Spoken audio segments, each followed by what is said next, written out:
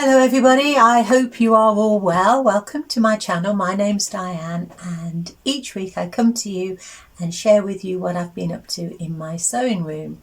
Well, I design and I make patchwork quilts and this is my latest one. It's called the Enchanted Garden. So if you'd like to see the story of this quilt, please continue watching. Well, it started a couple of weeks ago. One of my lovely viewers, Estella, morning Estella, sent me a bundle of fabric. It was fabric that she wasn't going to use and she asked if I wanted it to make quilts for Project Linus. Well, this quilt will be for Project Linus. And within that bundle of different fabrics, there was this 10-piece fat quarter bundle. And I wasn't quite sure at first what to do with it. And then I had the idea of creating an enchanted garden. And so I made this design and now I'll show you the fabric that was in the bundle. This is the fat quarter bundle that has been donated for me to use for Project Linus. And the label, it's designed by Scott Barnes. It's called Butterfly Laurel and there's a 10-piece fat quarter bundle. Obviously I will have to bring some more in for this project. So we've got this lovely white with a very delicate blue sprig of flowers on. I'm thinking that will go as the upright posts for the fence.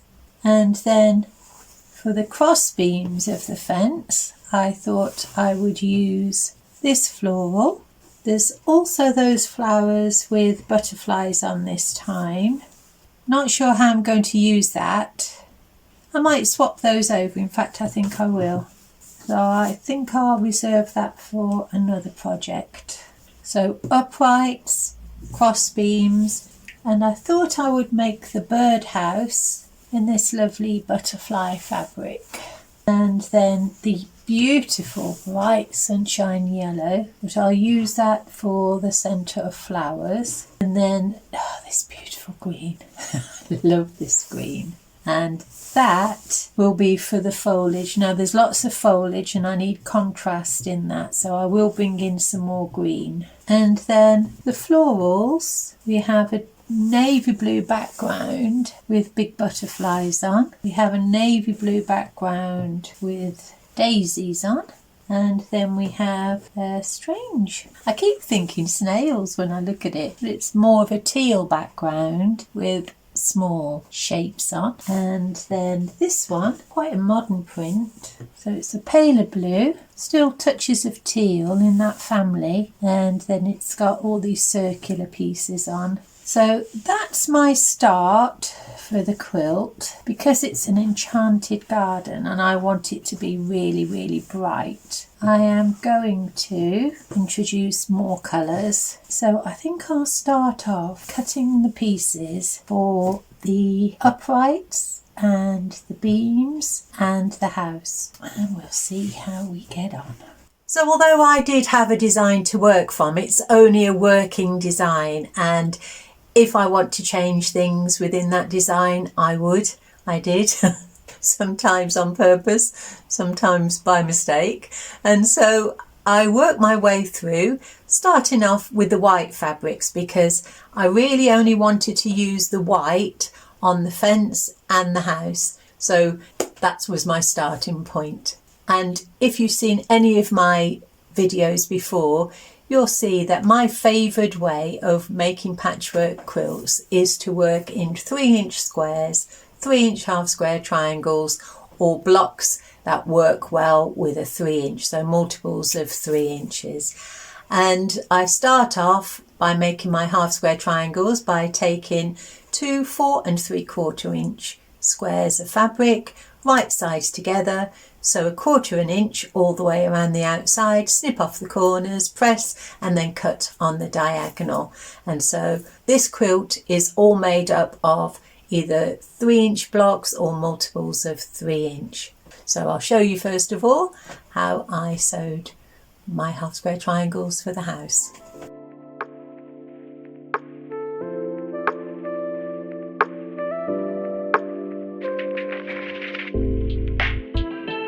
And every time I use that method with a 4 3/4 inch square, I'm going to get 4 identical half square triangles. Well, in some instances in this quilt, I didn't want to have 4. There might just be 1 half square triangle in a particular colourway. And so what I did then was I would take a 4 3/4 inch square, a single block, I would cut that on the diagonal so that I had 4 quarters, and then when I decided on what other colour fabric I wanted to go with that, so like if you look at the roof, you'll see those are half square triangles, but there's a different background to that pink, and so I would choose the right colour for the background, add that to the pink, and that way I didn't make too much waste. And when I can help it, I won't snowball a piece of fabric to get me a half square triangle or a corner, because I hate to have those little waste pieces. So I've sewn the half square triangles back together, and that's given me a 5.5 inch on point square. And so around each side I'm going to put the butterfly walls, and these are 3 inches by 5.5 inch. So on the top and on the bottom. And then we've got pink half square triangles for the apex of the roof, and then we've got the sides coming down, and then there'll be the corners of the bottom of the birdhouse. And now I just need to fill in the outsides with these half square triangles. So I'll put these together. I can sew that middle column, and I can sew those two.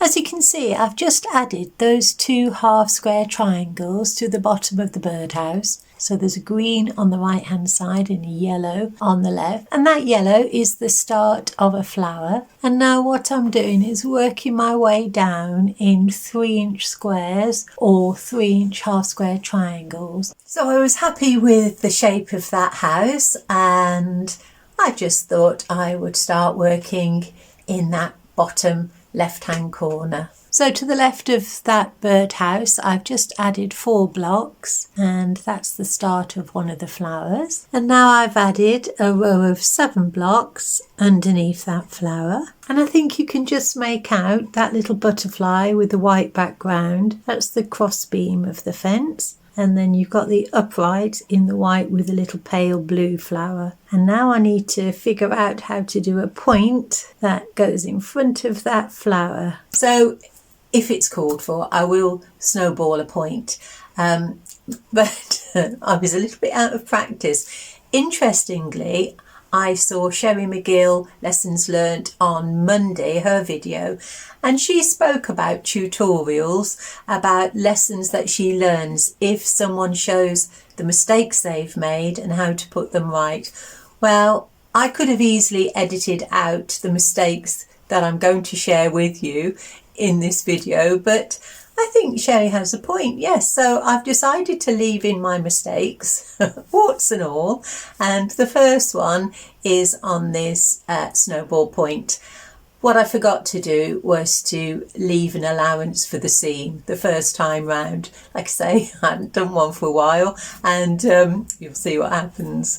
So what I'm going to do is take a piece of this white with the blue flowers. That's 3 inches wide and 2 inches deep, and I'll trim it to 3 inches when I've finished. And then I'm just going to snowball the corners. That's my first attempt, and as you can see, I've lost the point. So I'll try that again. This time I'll make the half square triangles a little bit bigger. Well, I don't really like to make waste, but I think that was worth it. So I can add that 3 inch square now to the post. So on that occasion, I just started again. Throughout this quilt, you'll see that I use my best friend. It's a new little present to myself, and it's a clover seam ripper. Nice and light. Fits nicely in my hand, and I used it often. I don't mind unpicking in a quilt because I just sort of think that's part of the creative process. And now that's working. I came across this lovely little bird a 3-inch square in my stash, and I thought that would be a nice centerpiece. Unfortunately, the white in the design is taken away from the fence, and so I'm going to take that out and find another centerpiece for that. And because I wanted to create an enchanted garden, the opportunity of putting that lovely little bird in that piece of green really appealed to me. But sometimes you just have to stand back and have a little look and admit that it doesn't work. So my clover came out, and I think that's worked much better. Well, this is where I left the quilt last night, and I've left it with the uprights of the fence in place and the cross beams that are solid in place. And today I'm going to start on a fiddly bit that's beneath the birdhouse. So the first block I'm going to tackle is the post, or the start of the post beneath the birdhouse. It's 3 inches wide and 5.5 inches long, and it's split down the middle, so it's 2 strips. So I'll cut 2 strips just under 2 inches wide, and then I'll sew those together and trim them to 3 by 5.5. That will sit underneath the birdhouse. And now to this little fiddly bit of the upright post. If you have a look across, you can see where the yellow is, where I created that point last night. And I'm going to create that in the same way. It's a little bit different because it's in 2 parts. There's a dark background and a green background. But I shall start off with just over a 3-inch strip, just over 2 inches tall, and I'll snowball those corners. So I've created the top post, and now I just need to extend the blue and the green up a little bit. So I will join 2 pieces together, and then I'll trim this whole block down to 3 inches square. And so that looks like that. And now I'll join the white to the top of the post. And I'm very happy with that. That's worked out nicely. But before I move on, I'm just looking and thinking along the top part of that block, it measures 5.5 inches square. I might just add a little slither of that navy blue dot fabric, because then it will look as if it's the sort of pedestal that the birdhouse is sitting on, and I think that would look nice. But I just think it adds a nice touch. Okay. Moving on. Like I say, it's just a design that is in work in progress as well as the quilt. And so I put that little strip under, and I will alter the design. If you have a look underneath the birdhouse, you can see there's some purpley colour, and that is actually green. I just used that so that I could make out where the different blocks are. But what I have got now are some blue flowers. So I think I'm going to use that blue fabric. So this is the way I'm going to construct the flowers that are underneath the birdhouse. So there's a 3-inch block, and then there's 2 half square triangles with the blue floral coming to the centre. This one has white because it's part of the upright post, and this is part of the background. And then for this centrepiece, the little centre of the flower, I created 2 blocks together, 2 inches square, sewed those together, put a piece across the top, and then squared that up to 3 inches. And that's where that first flower will sit, and I think that looks really pretty. And that's how I'll piece this second flower. And I do come to regret the way that I pieced that second flower. The reason I pieced it that way with a half square triangle across the bottom was because I wanted to have that green down by the bottom of the post, where it sort of forms one of these Dutchman puzzle type blocks. But when I continued with the quilt, moved on, I changed my mind, and the clover came out again. Well, I finished the blue flowers, and I think they look really pretty. And that's enough for today, because all of the pieces that are coming next are either a little bit fiddly, or I haven't yet decided on fabric colour, and I'd like to have a look at that in the daylight. So when I say they're a little bit fiddly, they're not too bad. they're only 3-inch squares, but they can be small pieces inside that make up a 3-inch square. So one of the reasons I favour working in 3-inch squares is because if I take a 3-inch square and I use the same method as I do to make my half square triangles when I've used a 4 3/4 inch square, if I use the same method with 2 3-inch pieces of fabric, right sides together, 1/4 inch seam, well a scant 1/4 inch seam, and snip off the corners, press, cut on the diagonal the same, when you sew those back together in whatever way, those little pieces, and trim that down to a 3-inch square again. And so that's how you can get some of these, the technical term I seem to be using is fiddly bits, but more complex bits, I would think I should say.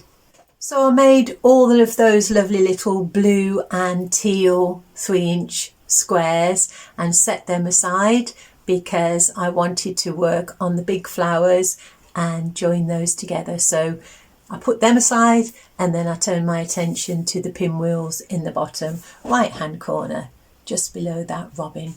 So the piece I'm looking to complete is this little part here below that cross beam. So you can see in that bottom right hand corner I've got some purple and lavender flowers, 2 quite large ones there. And now I'm going to start work on the first of the lovely robins. I'm not sure if you can see on the camera, but here there is a little robin, so he'll have a really bright red breast, so that'll help him stand out. A nice rich brown back, pale brown face, and then a little yellow beak. So all of the robin is made in 3-inch squares or 3-inch half square triangles, the same. There's nothing complicated on that little robin. His beak was a small yellow triangle that I just showed you how I made with the 3-inch squares, and then I built the background around that little yellow beak, and so that finished off at 3 inches. So I cut all the pieces out ready for that robin, and I was ready to go when I noticed those little bluebell flowers and that green. I really love that green, and so I tried to put it everywhere and sometimes it just didn't work, and I sat back and thought I've got to take that back out and make a proper little bluebell or tulip flower in the blue. And so I unpicked it all and sewed it back together with a 3-inch blue square. I'm always walking a fine line really when I'm in the creative flow. Sometimes I'm feeling really tired and I think I should stop, but then sometimes that's when my most creative ideas are flowing, so I really don't want to stop. And I think that's why I sort of accept I'll be needing this, because I am tired. I should really stop, but I was just playing and having so much fun. But now I've noticed that I sewed the pinwheel in upside down. The fence is out of alignment. The pinwheel is in the wrong place.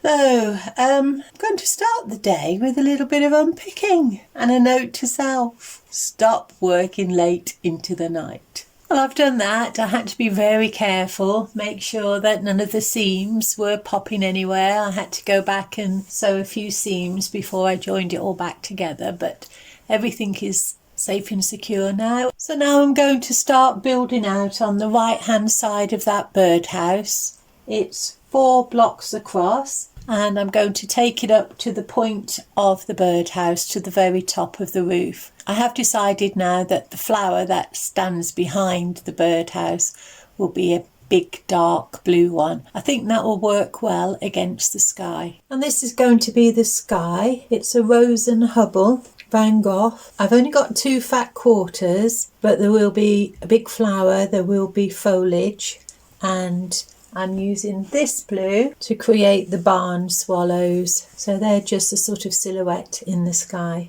So I've just placed the half square triangles around the roof area, so that's the shape of it, and I need to make half square triangles to complete those 3-inch squares. I'm using parts that I've unpicked where I can to fill in the space, so I shall carry on working there. That black square is the top part of the chimney, so I need a half square triangle in black for that. And so I just built up using 3-inch squares and 3-inch half square triangles. There's nothing really for me to add other than that, so I will put some music on and just show you how it developed.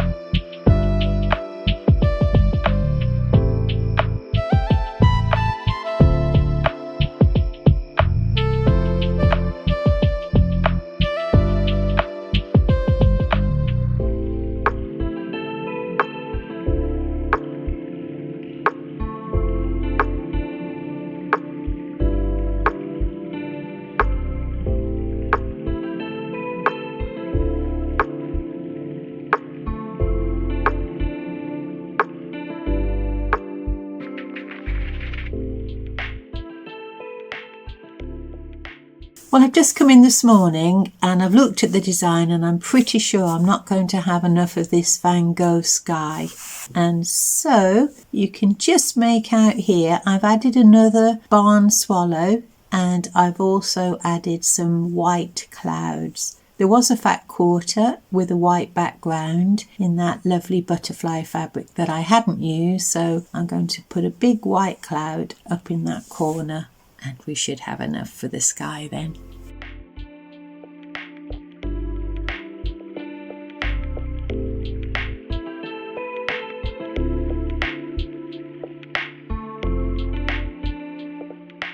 And that's it now. I have sewn all of that section together and I've pressed it. In length it's 50.5 inches or 128 centimetres. I might put a little border on that yet.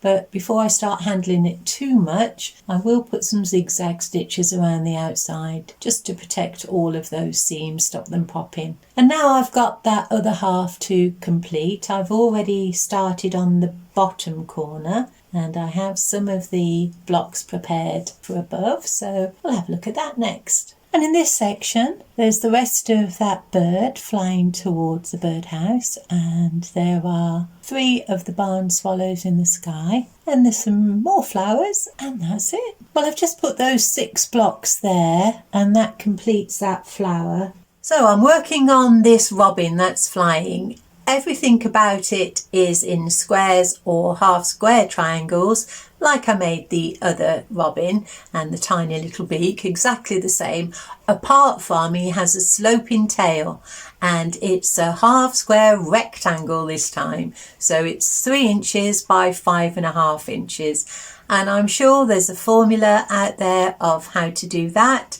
And if you go on YouTube and have a look, you will probably find a way, but I just made it up as I saw fit, and I'll show you how I approached my half square rectangle. And I've approached it by sewing together the 2 3-inch squares, so the sky and the foliage, and then I've marked a pencil line from corner to corner, and then I've given myself 1/4 inch seam allowance, snipped that off, and then I've marked the corner to corner again with pencil, and I've placed that along the edge of the material that I want to form that wedge. I'll sew just over that pencil line and we'll see what happens. So I've sewn that and I've pressed it open, and now I'm going to use a ruler to go across the straight edge of the blue and the green, and that block needs to be 3 inches by 5.5 inches.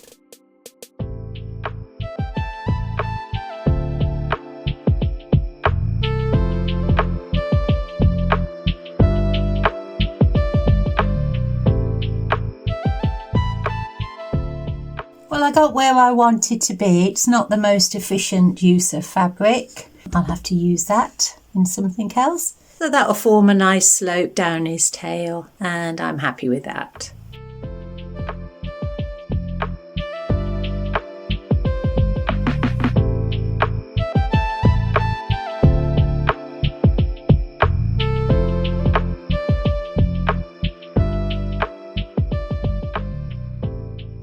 Until I got to the big yellow flower there, and that again is not too difficult really if you just think of 3-inch squares all the time. I'll show you how I made that flower. So what I want to do with this big flower is to bring in all of the colours from the other big flower on the left hand side, the one that sits behind the birdhouse. So I'm going to have a big orange centre, and I want triangles to come out from this. I have to get this in the right way. Let me think. Like that. There we go. So the triangle will come out that way. And so I've placed all of those triangles on, so I will press the background and then I'll sew those on so they're forming a sort of windmill. So those yellow triangles now are bringing that star out of the centre of the flower, and I'll do the same with these half square triangles. So the half square triangles fit like that, and then I want to add the cross triangles to that. So I'm going to sew these on in exactly the same way, and then they'll have 4 cornerstones. And that's the shape of the flower. So now I need to bring in some cornerstones that will set that off. And I think I'm going to go with those colours. And that's what that little corner looks like. And so now I just have 2 barn swallows to put in, the cloud and the sky, and some of those green tendrils that are reaching up. And that's it.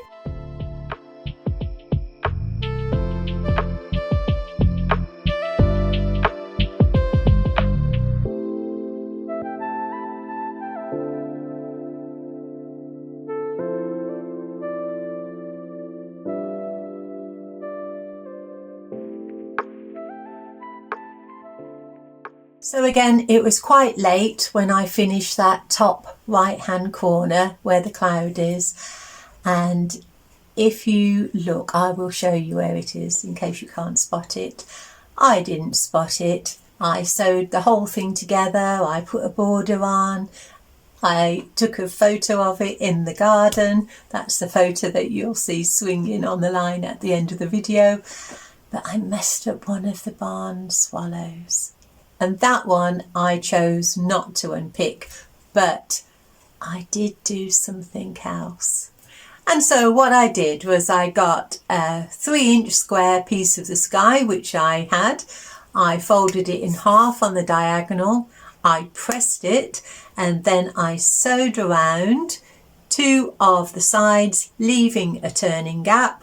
I snipped off the points. I turned it inside out. And then I added that to the quilt. So I did a little bit of applique onto the quilt. And because this is going to Project Linus, and I expect it'll be in and out of the washing machine a lot of time, whoever has this. It could be into a private home, it could be into a school, a hospital, it could be care homes, anywhere this quilt might end up. And so anything that you put on has to be really secure. And so I sewed around it by hand twice. You can't see it at all, any of the stitches. And what I will do is when I'm quilting it, on the diagonal, I will make sure that I catch all of the one side in with a quilting run, and then I will go across it the other way. You can't tell it's there really, not unless you sort of feel, but when it's all fluffied up with the batting inside, I don't think anyone will really notice. And so that's it for this week. I hope you've enjoyed that. And next week, hopefully, that'll all be quilted and it will find a good home, I'm sure. So thank you very much if you're still with me, for your company. Take really good care of yourselves, and I'll see you next week. Bye.